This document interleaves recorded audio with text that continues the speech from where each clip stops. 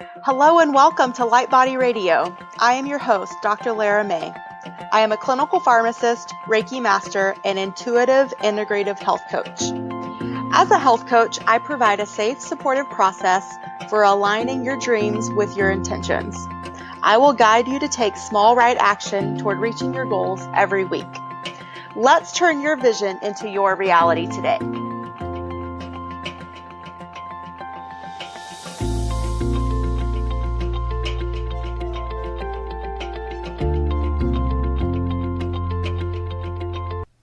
Hey everybody, it's Dr. Lara May here, and today I want to talk to you about the new silent killer. And what is that, you might ask? Well, in my opinion, it's sugar. When I was in pharmacy school, they taught us that the silent killer was high blood pressure because you can walk around with a lethal high blood pressure, and if your body has grown adapted to it, you would never know and never be able to feel it. And that's why it can kill you without you even knowing it. But I think the new silent killer is sugar. And today we're going to talk about why and the dangers of too much sugar and how it is harming your health. So also we're going to talk about how sugar consumption might be slowly contributing to tons of major health issues and inflammation. And then I'm going to give you some really simple ways to start reducing the sugar in your diet.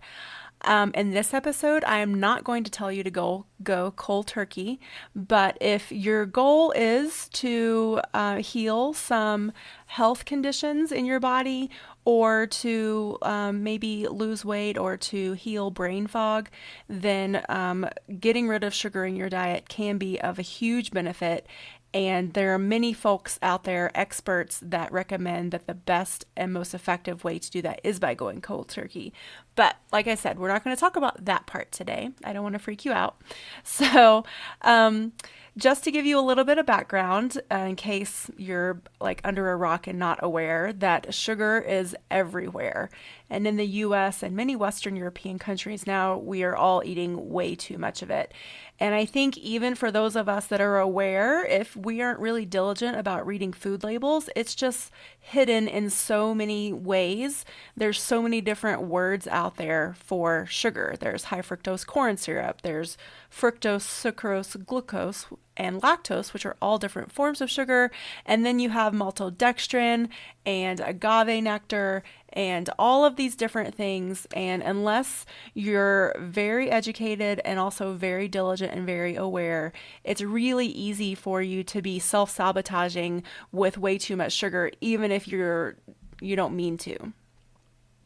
So we are a society of sugar addicts. The American Heart Association recommends consuming no more than 6 teaspoons of sugar per day for women and 9 per day for men. And I would even consider that to be way too high of a recommendation. But this is the American Heart Association we're talking about, so we have to keep that in mind. The average American consumes 22 teaspoons of sugar just with their breakfast. If you have a cup of cereal with a cup of milk, and then let's say you have a small glass of juice with that, you are already at your 22 teaspoons of sugar. And that's crazy. That's just for breakfast. So, and just think about like what else most Americans eat on a daily basis beyond just that, which is considered a fairly small breakfast. So that's about 3 times more than the recommended amount, which we've already said that recommendation is also on the high side. So sugar has been shown to be addictive, just as addictive as cocaine and heroin, which is why it's so hard to quit. Heroin increases the amount of dopamine in your body, and dopamine is the neurotransmitter that is responsible for your energy levels, for your memory, for focus, and for that reward feeling and euphoria. And we have opiate receptors throughout our entire body, but especially in our brain and our central nervous system. So when you have sugar that is mimicking the effects of something like heroin, you can see how it could become really addictive and really hard to say no to. High sugar foods lead to increased amounts of dopamine, which lead to that reward response that we have. And so, again, it's just this feedback mechanism of eat the sugar, it binds with your opiate receptor, and then you have the reward response, and it makes it really hard to let it go and to stop. And, that's where our cravings come from. So, how much sugar are you eating? Do you know how much sugar you eat on a daily basis? Do you know how much sugar is in a gram? So 1 teaspoon of granulated sugar comes out to about 4 grams of sugar on a label. To put it another way, 16 grams of sugar in a product is equal to about 4 teaspoons of granulated sugar. So here are some amounts of common foods I want to just take you through to give you an idea. So 1 12-ounce can of Coke has 39 grams of sugar in it. So that would be equivalent to about 10 teaspoons of sugar. A 6-ounce fruit-flavored yogurt has 7 teaspoons of sugar in it. And a bowl of Captain Crunch has 6 teaspoons of sugar. And of course, last but not least, Starbucks Grande Mocha Frappuccino has about 12 teaspoons of sugar in it. That's a lot. So this is all really building up and damaging our body. So where is the danger? How come it's dangerous? Sugar consumption leads to chronic inflammation in the body. It harms our health at the cellular level and contributes to premature aging.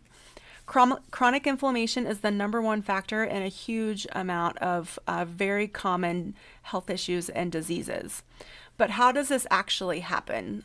So I'm going to take you really quickly through a little bit of science. I don't want to get too sciencey and totally lose you, and like if we were sitting face to face, watch your eyes glaze over. But I feel like it's important to sort of know the main players in this cycle when we eat sugar. So liver glycogen is what is used to regulate a normal blood sugar, which in turn fuels the brain and the central nervous system when it's at rest. The body only uses about 5 to 6 grams per hour to fulfill this function. And your liver can only store about 80 to 100 grams of carbohydrates in the liver. Fatty acids primarily fuel the muscles at rest and during low intensity activities. Muscle glycogen is really only used to fuel the muscles during an intense exercise session. So most Americans don't ever get to this intense exercise level. And so they're not burning through their muscle glycogen. The body can store between 300 and 600 grams of carbohydrates as muscle glycogen across the entire body, depending on the size of the body. So a sedentary person is not exercising and burning through these muscle glycogen stores, so they don't need to worry about replenishing with a high carbohydrate intake. So what happens if you continually eat an excess of calories and carbs day after day? So let's go through that really quick. So once the liver glycogen is full, and once your muscle glycogen is full, the excess carbs will be stored as fat. Everything on top of that will be stored as fat. So with chronically elevated blood sugar and insulin levels, the body has no need to burn fat as a fuel source because its stores are all filled up, right? The body will never be forced to tap into its body fat stores as a reserve fuel. So that translates to you're not going to lose any body fat. Becoming fat adapted has nothing to do with downing butter bombs all day, but it is more about not downing sugar all day. In addition, any dietary fat you take in will not get used as a fuel source if your stores are already full. It will simply be stored as more fat. So again, you will gain body fat. Over time, if you keep this up, your body will start to become insulin resistant, which means that the insulin can no longer properly do its job of clearing glucose from the blood and depositing it into our cells. And so the sugar backs up in the bloodstream, which leads to high blood glucose levels, which leads to type 2 diabetes. And type 2 diabetes is a huge risk factor for cardiovascular disease, stroke, kidney disease, and so many more things. So this is why lower carb diets may be the best approach for improving our body composition, as well as decreasing the biomarkers for other health problems. And there is a lot of research out there that supports this stance. So that was my quick and dirty science lesson for you for the day. But to give you a very distilled version of all the chronic inflammation and all the things that sugar can lead to, I'll just go give you a quick list. Heart disease, high cholesterol, type 2 diabetes, cancer, because what is cancer? Cancer is uncontrolled cell growth, and we know that now that cancer feeds off of sugar. Autoimmune disease, inflammatory bowel disease, bacterial and yeast infections, obesity, unhealthy weight gain, depression, anxiety, arthritis, allergies, asthma, stroke, and so many others. These are all related to chronic inflammation, which can be traced back to overconsumption of sugar. That's a lot, right? That's a lot to take in. So, now I want to give you 5 simple ways to start reducing your sugar intake. So these are really simple, and again, these aren't meant to like shock you into any major changes, but to ease you in and to show you that it's really easy with just little things to change a big thing in your life. So, the first one is replace your sodas and your sugary drinks with sparkling water and or herbal teas. So at any point where you have a super sweet coffee drink from Starbucks or a regular full calorie soda, or I don't know, like fruit punch or, juice boxes, I mean, a lot of us have kids, and you know what our kids like and eat. I feel like sometimes the parents just out of convenient will also eat that. And so, maybe we should also be cognizant about how much sugar we're pumping our children full of. So definitely try to replace all of those high sugary drinks with something a lot simpler like water with lemon. Herbal teas, you can get fruit infused herbal teas that have the sweeter flavor but don't have all the sugar. You can actually try some LaCroix or some of those sparkling waters, although I am a little skeptical about how they get those delicious flavors in them without any calories, or if you look at the ingredient list, it just says natural essences or something. So I don't trust big food companies, so it makes me nervous, but I drink LaCroix too. So, I think that is definitely better than a soda, a Sprite, grape soda, orange soda. My husband loves orange soda. It's really funny to me. But anyway, so replacing those with sparkling water, herbal teas, or anything else that's flavorful that'll get you drinking something without all the sugar. Okay, so the next thing is replacing your vending machine snacks with a healthy snack. So whether it's veggies and hummus or maybe an apple with peanut butter, even though that's still a fairly high sugar snack, it's so much better than a vending machine snack.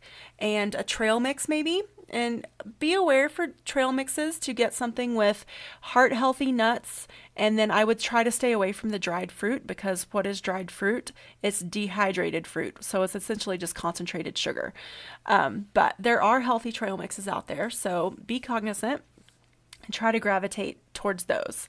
Also, replace your processed sugars with small amounts of raw honey or I know I said earlier agave nectar is bad. It is, because it's pure fructose, so it's going to go straight to the liver, and your liver has to go through all these different steps to break it down to something usable, but it's still better than just high fructose corn syrup or straight up cane sugar. And okay, replacing the sugar in your coffee with stevia. Please, please, please stay away from the artificial sweeteners like Equal and Sweet and Low and Splenda. There's a lot of studies that out there to talk about why those are not good. I won't go into that today. I can always do that in the future. If you're interested, definitely leave me a comment and tell me if there's anything in here that you want to hear more of or you want me to dive deeper into. I'm totally happy to do that for you, to try to make it something that is easily digestible and you can take away and implement in your life. So replacing the sugar in your coffee, and I'm going to even say your tea. It's funny, I'm from the South, and I was just having this conversation with my parents today about sweet tea and how it's such a cultural staple of the area. But that is so much sugar. And so if we use stevia, stevia is a natural plant-based sweetener. It is not from sugar, but the chemical makeup triggers the sweet on our palate and in our brain. And so that is something that we can use. And it's actually sweeter than sugar, so you use less of it to get more of a sweeter flavor. And the last one is replacing the sugar in your breakfast cereals and pastries with a low sugar smoothie or homemade gluten-free oatmeal or a veggie scramble. So again, 5 super simple ways to reduce your sugar intake is replace your sodas and sugary drinks with something sugar-free like water or herbal tea. Replace your vending machine snacks with a healthy snack like veggies and hummus. Replace your processed sugars with something like raw honey, maple syrup, or agave nectar, or stevia. Replace the sugar in your coffee and treats with natural stevia. And then again, replacing the sugary breakfast cereals and pastries with a low sugar smoothie or some sort of healthy breakfast like a veggie scramble. So I hope that these are 5 tools that will be easy for you to implement, and maybe just start with one a day and, do that for a week. And then once you are in a good habit with that one, then do the next one. Start wherever you're comfortable, wherever your body and your mind are. Wherever that is, that's totally fine because we're all in different places. And, take small little action steps, and eventually that leads to big actions and big results. Be gentle with yourself. Don't expect to be able to move mountains overnight. But when you commit to reducing the sugar in your diet and maybe even eliminating it altogether, you'll be able to tap into a natural resource of endless energy. You'll lose the spare tire that you may have been carrying around your middle. You will stop that wired but tired feeling, or tired but wired. Anyway, that feeling, and finally get some good sleep. You'll clear up your skin and start to look younger, and you will be able to avoid the laundry list of health issues that are related to sugar and inflammation. So today is a short and sweet episode. I hope you liked it. If you want more, I definitely have more information on going to a sugar-free lifestyle, on different dietary eating styles, whether it's paleo or keto. I plan to do some more podcasts and episodes about that in the future, because those are the types of things, those are the styles of eating that I use in my life and I've found great success with. It's amazing to me how far I've come in such a short amount of time when I just changed what I was eating. I didn't have to really change my exercise habits that much at all, but changing what I was eating made such a huge difference in my life, both on the digestive front, on the brain fog front, on the inflammation front. So I'm here to tell you that this is not just, like me blowing smoke. And if you don't believe me, there's plenty of books out there too that you can read that I would suggest.